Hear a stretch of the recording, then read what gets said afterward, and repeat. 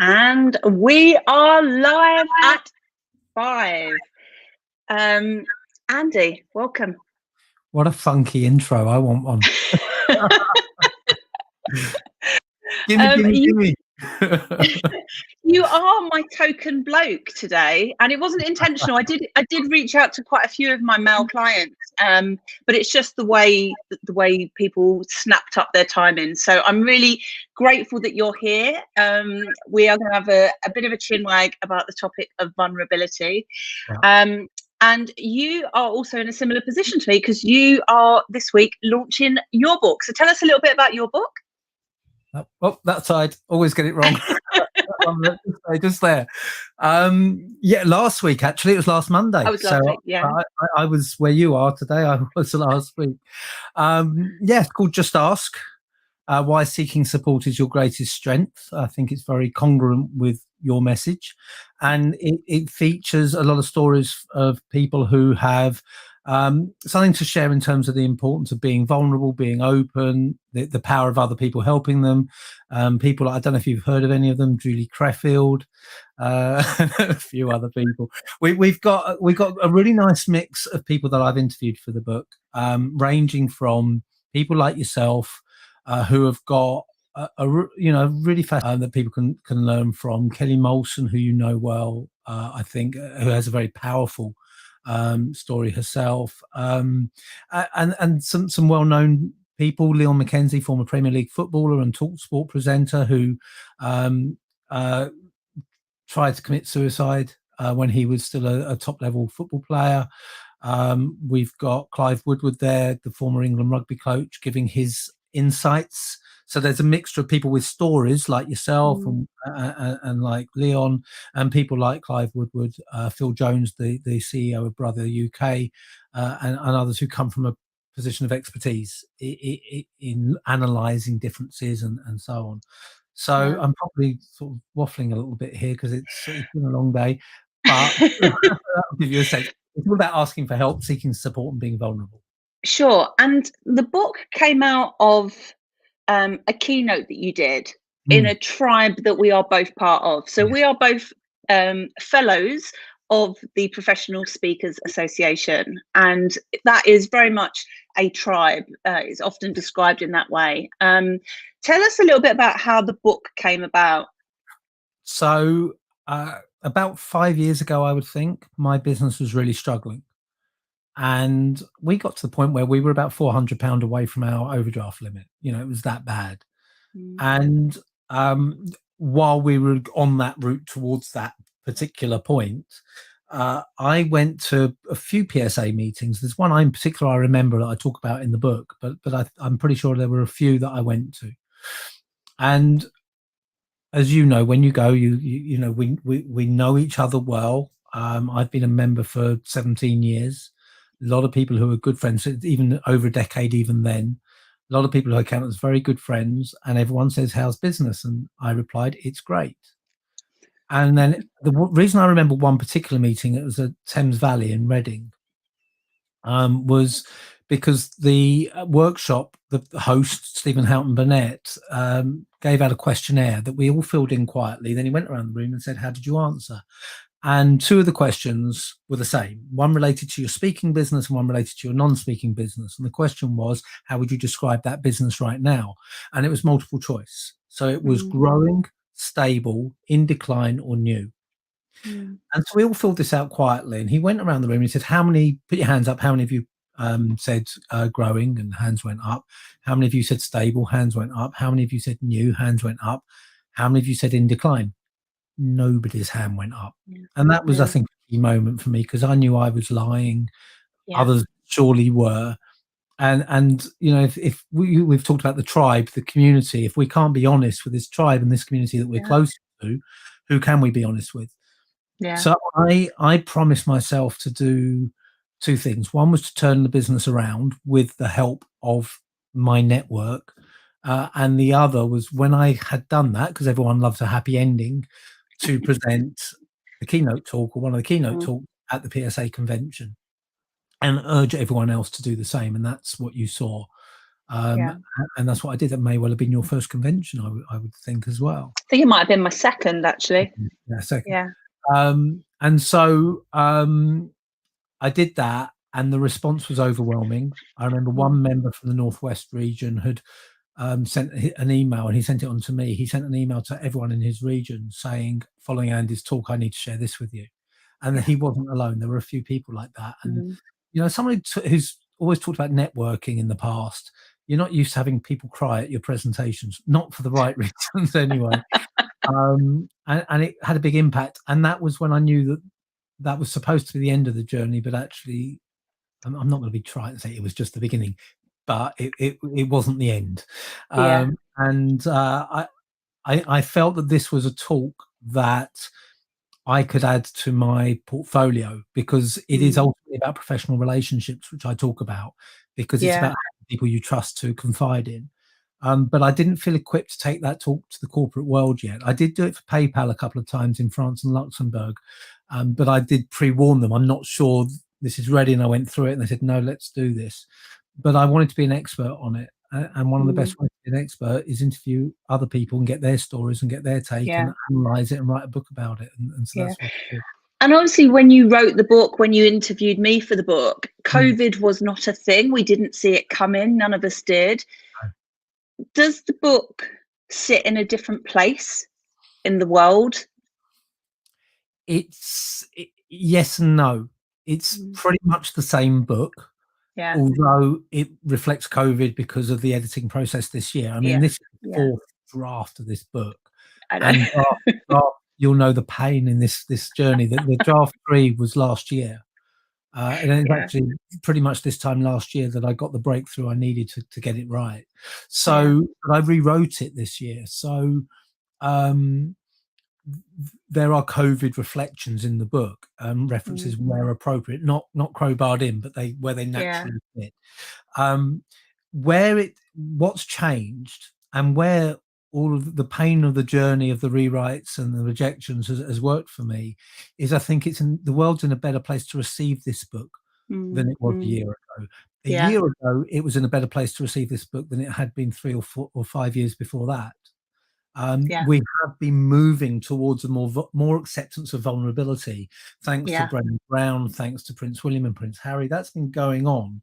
You know, I quoted, I don't know if, I think they came up after the talk to the PSA, but in 2017, Prince William and Prince Harry gave their big interview about how they felt about Princess Diana's death and the way it impacted them. And they talked about vulnerability. They said, you know, it isn't a weakness, it's a strength, and men aren't vulnerable enough. That was in the magazine article 2017. And I that came out just before the first PayPal talk, actually. So I remember going, oh my God, I need to quote this in the talk. So Yeah. we've had this change in the conversation that's been going on. Well, that's 2017. So it's probably been going on for, Brené Brown's been around for a few years now, maybe 8 years. Do you think, though, that this year, because I've got to admit, I'm not seeing it, right? I see a lot of women post about, you know, things are tough. You know, I saw a client of mine that I haven't worked with for a while posted something and said, listen, I will take any kind of work at the moment. And I thought, what a vulnerable, honest post. And I reached out and offered her some work. And I thought, you know, if I hadn't seen that, I wouldn't know, because I can't keep track of everybody. Well done, you. And yes, I have some work for you.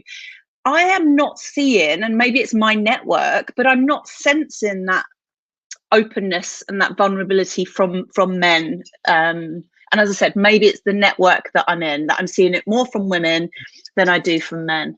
It's a really interesting topic, and I have to say that despite really trying to get to the heart of this, and there's a chapter in the book about the difference between genders, and I include, you know, there's an interview with someone who's transgender in there as well, and that was a really interesting take, because that's someone who transitioned from female to male. So his perspective is, I don't try and be an alpha male, therefore it's easier for me to be vulnerable. So I think it's almost about those personality types more than gender to a large degree. So we looked at a lot of cultures in terms of how gender sits. So it's a lot harder for a man to be vulnerable in a patriarchal culture like, say, India. than it might be in the US Yeah. or the Yeah. UK. But so I felt it was a grayer area than I expected it to be, because there are Mm, also areas where it's much harder for a woman to be vulnerable than a man. So it turns on its head. yeah. In finance, for example, if you work in a corporate in finance, it would be much harder for a woman because of the expectations there. Mm, Having said that, one thing's fascinated me, and I don't know how accurate it is. I don't know if I've done Instagram advertising campaigns before, but I'd sort of just dip my toe in the water for the book, and I've done 2 Instagram ad campaigns, and in both of them, the analytics show, and this is about the book Just Ask. So one yeah. of them is um, it's a quote that says it's from a testimonial for the book, and it says, "You'll never answer the question 'How are you?' in the same way again." And the other one is a picture of a cup of coffee and the book, which says "Just Ask," and it's clear what it's about. And it talks about winter weekend mornings are perfect for a hot drink and a good book. But the interesting thing I was going to say from the analytics is 2/3 of clicks in both cases came from women. Yeah. I mean, that may be to do with the Instagram is predominantly a female platform. Right. And actually I write in my book about the rise of the female influencer. Mm, yeah, And female influencers far outweigh male yeah, influencers in terms of volume and earning capacity, which is interesting, given we know that from a leadership perspective, men traditionally have had the upper hand with, that kind yeah, of stuff. One of the things that is interesting, that I've developed alongside this book, is this idea of you don't just do leadership in one way, or you don't just do tribe building in one way. And when I first started doing this work, I found it really hard to articulate what I meant by that. And I know before we come online and we had a little chat about what we was talking about, and I said, about building online businesses. And there is often a perception that what that means, online communities, is, oh, you must have a Facebook group or you must have a group program. And for me, if you are showing up online and you have people that follow you, then you are running an online business with a community as such. How you contain them, there are a million different business models.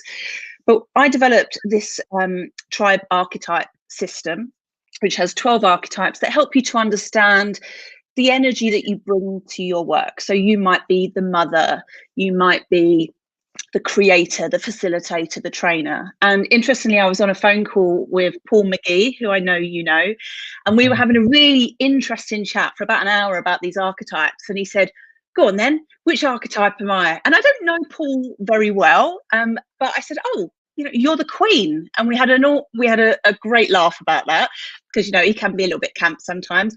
And it was about his ability. He can, come on, we've sat and had dinners together. yeah, But actually, what was interesting about him, and there is this gender thing about some of the archetypes, he doesn't necessarily have Facebook groups, but he shows up with his new promotions. He does a little bit of a wave to his adoring fans, and then he mm, goes off and does and it's about, not everyone has to hold the hands of their clients or hold the hands of their followers. Some people want to do the nurturing and some people don't. And so, as part of this quiz that I've developed, it was too intricate to choose the specific archetype, because that's based on gut quite often. yeah, But what I did was pare it down to 5 different traits, one of which is vulnerability. So you've got kind of, what do you score on nurture, on disruption, on profile, on expertise, or on vulnerability? And interestingly, there isn't a word that is perceived as positive when it comes to that segment. And I, was for about a week going, what word can we use other than vulnerability? Because it didn't fit with the others. yeah. I think, everybody would be like, yeah, I score high on the visibility, or but vulnerability still has a negative connotation, doesn't it?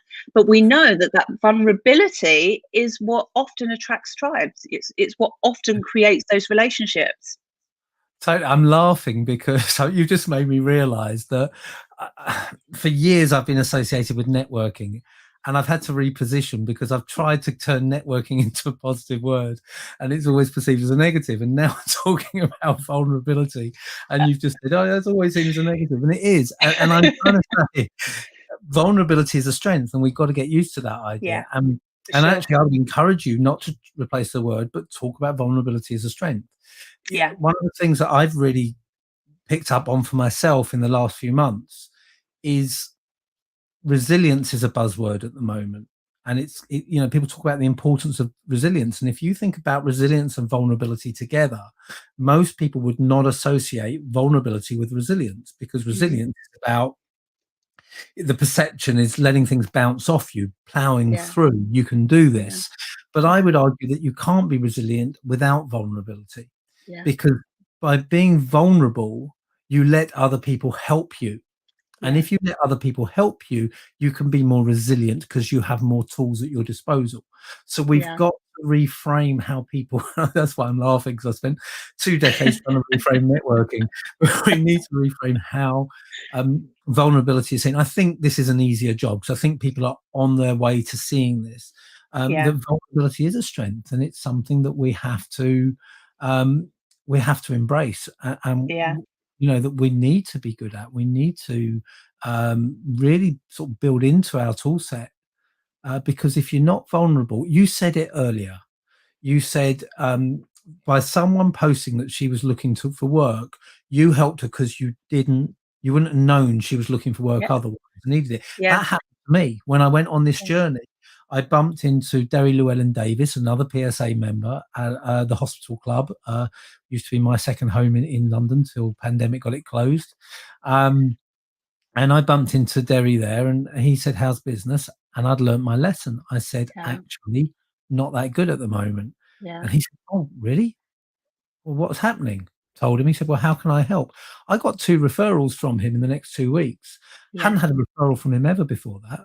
yeah. And I said to him sometime later, I said, "You gave me 2 referrals, which I really appreciated. You'd never referred me before. How come?" He said, "I never thought you needed it." Yeah, and that's a really big piece about, Mm, you know, um, because there is a moment, and I've often thought about this, right? Because my situation has changed. You know, because you've been in my life this amount of time. When I joined the PSA, I was at rock bottom. You know, I'd lost my job. I just had Rose. My relationship was breaking down. I had a business, but it wasn't a profitable one. And so a lot of my followers and fans in the early days were inspired by my journey. And I think there was an element of people buying from me because they wanted to see me do well. I definitely think that there was that in the running world for sure. And maybe in the early days of my life coaching. But now I think I've turned a corner. You know, I'm not broke anymore. Like, I'm okay. The business is doing well. And people buy from me now because they see the value in what I can offer them in terms of their business. And I think I call it like the growth paradox, where you get to a point where you can't rely on those stories. It's not a victimhood, but there's a fine line between the hero's journey, and it has to be something more than that. Because I think there's a lot of fake uh, vulnerability around as well. there will always be that. I do believe that unless you're a master at it, fake fake stories, a lack of authenticity will shine Mm, through ultimately, and people will mm, see through it. Um, so yes, there is that danger that mm, if we do manage to shift that perception, people see vulnerability as a strength, you're going to see that fake vulnerability come through. yeah, And there are ways to do that easily at the moment. And there was I quote it in the book. There was a Harvard Business Review survey that I think was published beginning of last year, that said that people are far more likely to engage with someone who shares where they fell down, yeah, for than if sure. they just talk about their strength. And I've seen that in my own presentations, that Yeah, I tend to I structure my presentations, and I know what I'm going to say, but sometimes it will shift in the moment because something will feel yeah, right. And I think, again, I share it in the book. There was a talk I gave years ago, and it was a standard talk to an ordinary audience, and there was nothing exceptional about the event, but the response to the talk was off the charts. mm, And I worked out afterwards that each of the 3 stories I told along the way were stories of my failure. yeah, Now, someone who it is possible to use that, um, in order to create that engagement, that connection with the audience. But I yeah, would argue that unless you are really good at this, Yeah. then people will see through a lack of authenticity. Because if someone Yeah. who is Sure. trying to win over the audience, and trust me, there are people out there who are very good at this and know how to do it, and nothing's Yeah. changed. They've been doing this for years because they know the Yeah. power. But Yeah. for anyone else trying it, if you're just putting it there as a technique, people will see through it. Yeah. So, in light of the year that we've had, what have been the biggest lessons for you? Um, that's a good question. I think the lessons from the year that we've had, I've been on a journey the whole year, even before the pandemic and the lockdown Yeah. struck, because we had a bad year last year. I think I did a lot of work in 2018, which is probably when I interviewed you, a lot of Yeah. work on the book in 2018. So that combined with writing 2 or 3 new drafts in 2019 meant that the business got hurt. And we came Yeah. into this year off the back of a terrible year. We just had our AGM. Let's just say the figures weren't exactly great last year. And so when we came into the pandemic, I was already on the journey of saying, well, how am I going to turn this around? Mm. And I was on a program with Baiju Solanki on how to do that, which really helped. So I was in a good place to adapt. And there's that dreaded word, adapt, but we've all had Pivot. to do The it. pivot. I thought that's where you were going to go with. I adapted rather than pivoted, and I'd already repositioned. Um, so I was already on that journey, which was great. So I've learned a lot this year that I think I would have learned anyway. What the pandemic did was it gave me actually space to make the changes I needed to make. What Mm. I've learned from that journey, because we, like business now is really good. We've had a record quarter, so we have turned the corner. We now Yeah. got to maintain that track. I think the biggest lesson for me is focus. And Mm. there was a book I read, Cal Newport's Deep Work, and that should be the third in your list after your book and then my book. But Cal Newport's Deep Work, which I didn't find a very easy book to read, Mm. but really changed the way I work in terms of Yeah. focus. And what I'm comfortable doing now, I'm like the dog in Up. Chat away quite happily and then go squirrel. When the next great idea comes along, squirrel. Yeah. And Yeah. I've learned, I think, to keep my focus and to say, okay, I want to do that, but I'm not ready to implement it yet, Yeah. and to find the space to implement things. It's been a Yeah. phenomenally creative year. Two, Yeah. two, two new books, not one, and a podcast launched, Yeah. on top of a record quarter. So it's been a phenomenally busy year, and that's forced me to focus. And I think Yeah. that's one of the biggest lessons from this year. Yeah. I think my lessons are similar but different in as much as I had no space. Mm, Had no space, and what that meant was I got rid of all the crap that I did in my business. mm, mm, I think during the lockdown, I didn't answer emails. I mean, I just didn't open up my inbox, and it didn't make it didn't make a drop of difference to my income. I doubled my income through not answering emails. I mean, the irony of that, right? yeah, And I think I'd already made a decision at the beginning of the year that I was going to have a good year. That it was time. It was my time. But the pandemic just made me realize that the world needed the skills that I had, and that I was just going to step into that and be open to the opportunities that came. And then obviously when I went off to write the book, I had all of this space, didn't know what to do with the amount of time I had on my hands. mm, um, and it's been a phenomenal year, and it's been quite difficult. And I think that's the other flip side of vulnerability, is to authentically say I've had a great year, yeah, and to embrace that, and to not be embarrassed or ashamed or feel guilt for it. yeah, It's not about waving it in people's faces necessarily, but I think it's really useful for us to have positive messages that not everything is going down the pan, and that there are still opportunities. But for me, it was about really focusing on what works in my business and what distracts me. And I read a great book just before we went into lockdown called The Surrender Experiment, I think it was yeah, called. And this has been the year of surrender, of yeah. saying, like, I cannot control anything. There's nothing in my life I can control anymore, and just be open to that, and trust that everything will be okay. I think that's so important, and you can look at that on a macro level. So, for example, from the program I was on at the turn of the year, I was going to introduce a retreat. Now, obviously the pandemic got in the way of that, but all along I've had plans for group programs. It's changed style. I've adapted and gone on feedback and so forth. And I got to a point where I pretty much know what I want to do. Started writing the marketing copy for it. Got a couple of bits of feedback, but then the work really started ramping up, and that's been sitting there for quite a while now. Fine. When I'm ready, I'll go back to it. Yeah. And I've got people, and Yeah. I've said to them, I'm not coming back to you yet because other things are happening, but I will. Yeah. If you want something more urgently, I can accommodate you, but that particular program's on hold till I'm ready to go with it. And Yeah. it's letting those people go if they need to, staying in touch with them, keeping the connection, because they'll Yeah. come back if you do at the right time. Yeah. But on the micro level, even so, today I've just had one of those days where I didn't have that much scheduled in my diary, this and a podcast interview and another call this afternoon. But I thought I had quite a clear day. I could get a lot done. I am so far behind what I wanted to do today. Yeah. And I'm tired now. And I will Yeah. do some more after this, but I won't push myself to get Yeah. it finished. I know what the priorities are, but I won't beat myself up for not getting even halfway through my to-do list today. It's just been Yeah. one of those days, and I think Yeah. the stuff that has to get done, and you and I think, are quite similar in that deadlines drive us, and we get it done. Yeah, for Um, sure. and that's just some days that's the way it's got to be. I think say some days it feels like that's been the last 12, 24, or 48 months, but yes. Yeah. Well, there's only a few more working days of the year.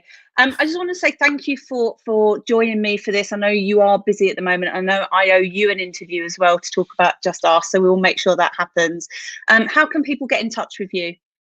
The beauty of a name like mine is I'm easy to find. I'm on Facebook. I don't tend to accept friend requests from people I have no idea who they are on Facebook, particularly if they don't bother sending a message.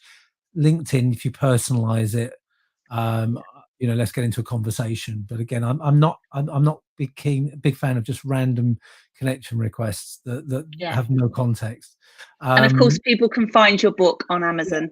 Amazon, if you go, I've just set up my Linktree account. I think it's link.tree/Andy Lopata. So link.tree/Andy Lopata. You will find the links to my books, my podcast, my website, my inside leg measurement, everything you need. And on that note, I'm going to bring things to an end because we've got the incredible Bryony Thomas coming up next. Yes, so thank you so much, Andy. I really appreciate you taking the time, and can't wait till we can go out for drinks and dinner. Yes, there's that lesson as well. I need the company of other people more than I gave credit for. Yeah. All right, have a good evening. And Julie, congratulations on the book. I know I've got it on order. It's going to arrive on Friday. I know it's going to be great. I don't buy everyone's book that I'm just because I know them. I buy them because I want to learn, and you're someone I want to learn from. Give Bryony my love. She's an absolute superstar, and congratulations again. Brilliant. Mwah. Love you lot. Speak to you soon.